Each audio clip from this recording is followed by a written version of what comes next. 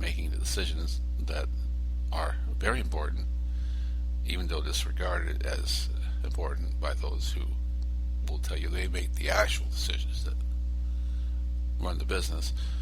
Those people are being definitely underpaid. You cannot tell me people who are working 40 hours a week for even the mildest jobs, just the guy running the forklift at a hardware store making less than $40,000 a year is as important to the company as the guy making $400,000 a year, who basically just says, "Okay, we'll buy this forklifts because they work best, and I make sure they all work, and that's my job, to make sure all the forklifts are working." The guy operating the forklift is not as important as the forklift that's working? I think not. So, and we can equate this to just about any position in any corporation. Is the guy who counts the money less as important as the money that's being made? If he's not counting the money right, the money's not going to be made the same amount, and you're going to lose money. Is the guy who operates the cab and takes people here and there, that's less important as the person who tells the cab where to go. It's less important as the person who owns the cabs. It's hard to distinguish this, but I think you understand where I'm coming from here, I hope. Without the cab driver, the cab doesn't go. Yeah, you can say without the cab driver has nothing to drive, but without the cab, you don't have a business, so you can't really say that. And without the dispatcher, you can't really say that the dispatcher deserves more money than the cab driver, but possibly there's these equations involved in this that are deeply thread in our beliefs as a society, that we always look upon the guy with the suit and the tie as being the guy who gets the money, gets the most money, because he has a suit and a tie, and he makes all these big decisions. His effort is very important, of course, and without him, definitely no business.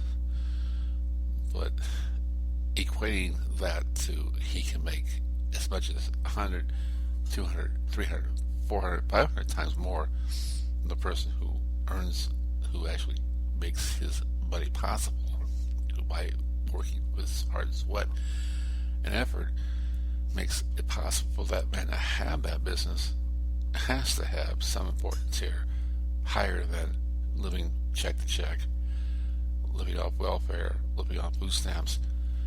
And this is where Walmart is going to have this big PR move, and they're going to get this huge, look, we're doing something important here, we're showing you we care. You don't care. Half the states that you're giving this raise to already have that in flux. So you're not, people who are living in the states that already have, like in Seattle, where it's $15 an hour, they're not getting a raise. They're only making more than that, $9 an hour. The only people who are making that $9 an hour going to get a raise are in places where it's very, it's deprived areas. It's areas where obviously wages is less than essential. I'm sorry, I get emotional because it's so obvious here what Walmart is doing. They're beating the punch. They're beating the federal law to the punch. They see it right on the wall. The federal minimum wage is going to go up, and probably at least $10 an hour. So now they're heroes because they've raised the wage to $10 an hour. Possibly, by the time their wages go to $10 an hour, it will already be the minimum wage. So the people who are in training, who are making $9 an hour and training to make $10 an hour, will probably get the $10 an hour before they actually are supposed to, because it's going to be federal law anyway. So you can't applaud this. By the way, the people who are fighting for these fair wages for Walmart, they wanted 15. That was what they wanted, 15. They're getting 9 now and 10 later. And as I said before, 10 later being more or less not Walmart's decision. It's going to be the federal government's decision eventually. Will Walmart still look like they made the decision because they beat the federal minimum wage to the punch, so to speak.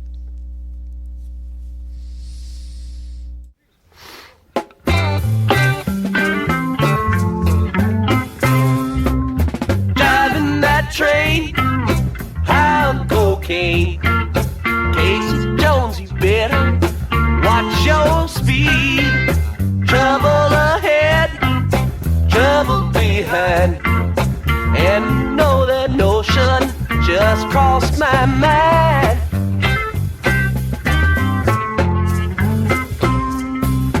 This old engine makes it on time. Leave Central Station about 8:45. At Trevor Junction at 17:2 at 9:45. You know it's traveling again. Driving that train, I'm cocaine. Casey Jones, you better watch your speed. Trouble ahead, trouble behind. And you know that notion just crossed my mind.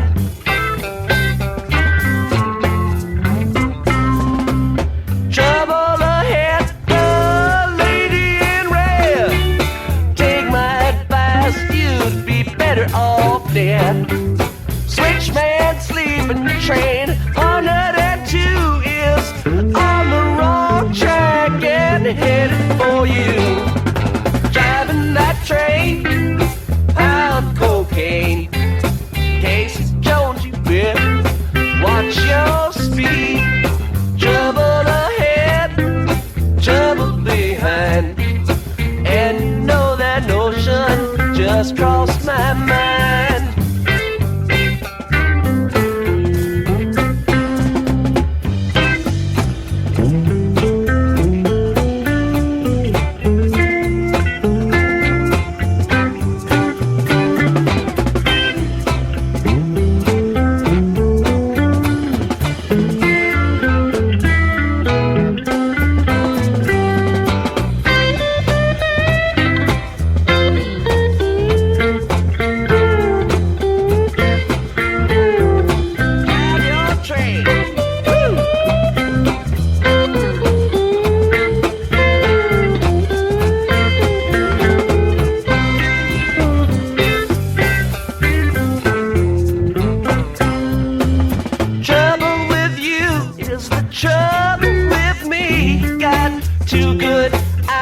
But you still don't see. Come round the bend, you know it's the end. The fireman screams and the engine just gleams. Driving that train, I'm cocaine. Casey Jones, you better watch your speed. Trouble ahead, trouble behind. And you know that notion just crossed my mind. Driving that train, I'm cocaine. Casey Jones, you better watch your speed. Trouble ahead, trouble behind. And you know that notion just crossed my mind. Driving that train, I'm cocaine. Casey Jones, you better watch your speed. Trouble ahead, trouble behind. And you know that notion just crossed my mind. Driving that train, I'm cocaine. Casey Jones, you better watch your speed. Trouble ahead, you know, trouble behind. And you know that notion just crossed my mind. And you know that notion just crossed my mind.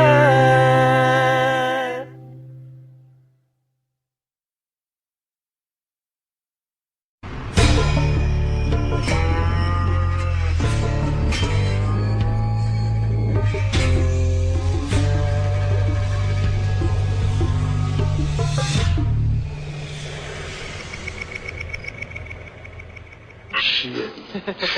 You shoot me in a dream, you better wake up and apologize. You think he's gone? He's not gone. That's the whole point. He's never gone. Is this some radical new therapy? You see? You guys. You lollygag the ball around the empty. You lollygag your way down to first. You lollygag in and out of the dugout. You know what that makes you, Larry? Lollygaggers. Lollygaggers. Or even better, drug deals. They take forever. I haven't been involved in one, but watching on TV, these things take way too long. A stopwatch and Scarface would have worked really well for a lot of the deals that went down and caused less bloodshed. So that's okay. That's the last thing we'll talk about stopwatches for. Okay, one last one. As far as stopwatches, instead of stopwatch, I think it'd be more entertaining in a baseball game if we did this. And it would also give a much beloved entertainer a job. We put a line of coke from the third base line to the home plate, and we give Charlie Sheen. We put Charlie Sheen at first base. The first base line to home plate. We put Charlie Sheen at first base. The line of cocaine that goes to home plate, and the game has to end before he gets to home plate. That would be entertainment for all, and give Charlie Sheen a job that he would definitely enjoy. Go Tiger Blood. This concludes our broadcast day. So there you have it.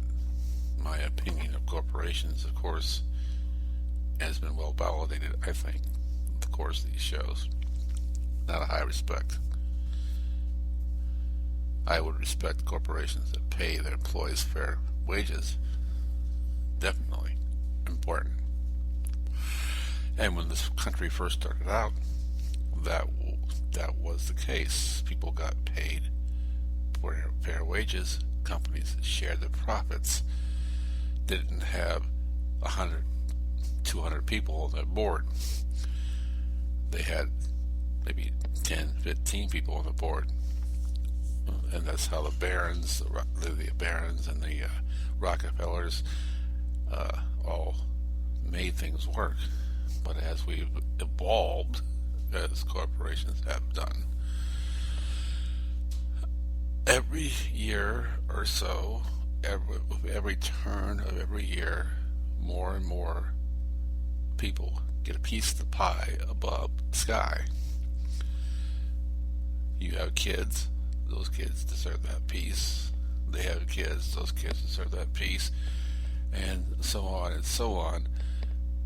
While the people below have plenty more kids who make it even harder for them to get the money, get by on the money they're getting from that piece of the pie. It's a revolving situation on both sides. They're having more kids. It means they're rich. Their more money has to be used to keep them happy. On the other side of the coin, we're poor. We're not smart enough to realize we don't need more kids, but we still have more kids. And now we have even more mouths to feed off less money. So you have two sides pulling you basically apart from each other. You have two sides ripping apart each other. You have the one side of the rich side who had more money to keep them rich, and the other side, the poor side, having more people, more kids, and less, even less to go by. So, and that's how do you end that cycle? Well, first of all, I'm never one for population explosion.